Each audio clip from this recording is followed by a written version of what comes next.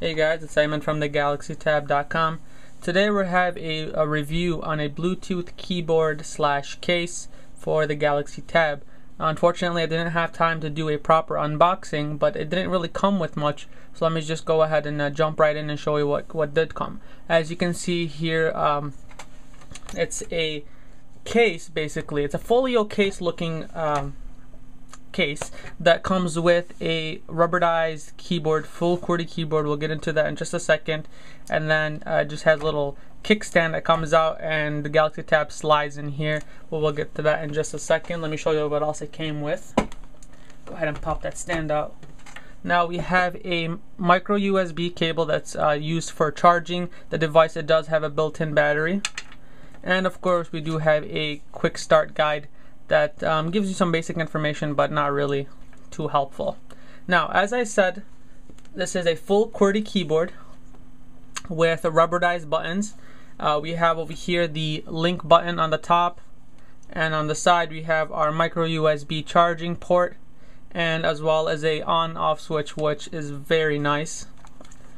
And other than that, there's really nothing much to it except this little magnetic flap here that's used to hold the device in a particular angle. Of course, we have a cutout for the 3 megapixel camera on the side, and it doesn't cover up any of the ports or micro USB or SIM card slot. I'm using this on a T-Mobile tab. Now you can see how thick it is. It kind of looks like a book, the same thickness of a book, and even the width of it is like a book. So maybe a big planner, but it definitely turns your tablet into more of a netbook kind of deal, which to me, someone who likes an all-in-one device, you know, my T-Mobile tablet has been my phone, my Android tablet, and now a kind of a netbook kind of a thing. So I really like the idea. So let's go ahead and touch up on a couple of things. I used to carry around my Apple full-size keyboard and mouse and trackpad actually when I would be sitting in lectures and people would just be staring at me. So this will help me blend in a little bit with the crowd, which is kind of nice. Now let's take a look. Now a couple things I want to do first is show you the keyboard. So I'll go ahead and zoom in so I can show you the keyboard, show you all the buttons. So let's go ahead and do that right quickly. Alright, as you can see here, again, like I said, full QWERTY keyboard. On the top row here, instead of having a F1, F2 kind of keys, where we have smiley faces, which is kind of nice shortcut to smiley faces. On the right here we have the volume up, volume down. No mute button though, which is not that bad. We have the cap lock here, then we got the typical Android keys, which is the back menu, the call button if your phone tablet supports it. Here we have the standby on off screen button, which is nice, and we have the home button over here, as well as a directional key, and then enter button and all the typical things here like tab and backspace and whatnot. So now that we took a look at the Tab's keyboard, let's show you guys how it works. Now, connecting it was a breeze. Now, if you have a Verizon tablet or a Sprint tablet, this is not for you. There's a protocol called HID, which is Human Interface Device, if I'm not mistaken. Basically, what this allows you to do is use keyboards and mice to control the tablet, and you'd get on-screen cursors and whatnot, depending on what's connected. Now, as far as I know, the Verizon tablets and the Sprint tablets do not support this. But if you have a T-Mobile tablet like I do, or the European tablets, then you should be just fine. So pairing it up is actually very easy. So there's, like I mentioned, there's a micro USB and then the on-off switch on the side here. So you just go ahead and turn on the device. I already have this all paired up with my device.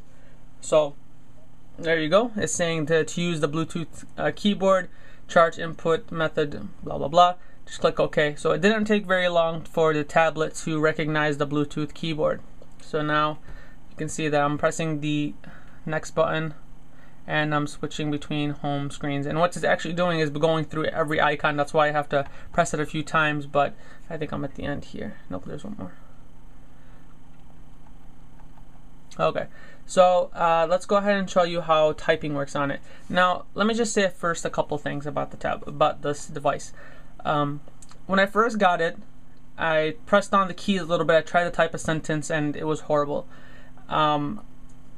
There's definitely a learning curve, and this is more geared to people with smaller hands. I can definitely tell you that. It's a little bit cramped to have two hands on here, but for those with small hands like I do, you definitely get adjusted to it. Now on a typical keyboard, you're used to lifting your finger a good distance, like going up like this. Perhaps this is not how this works. You can basically what you have to do is keep your hand on the keys and just move them just ever so slightly. So definitely need some getting used to. At first I hated it, but with using it for about only 20 minutes, I definitely got the hang of it, and I think I'm pretty fast on it. So I was a fast typist to begin with, so moving on to transitioning to this didn't take very long. So let's go ahead and open up like the memo. Let's go ahead and start a new.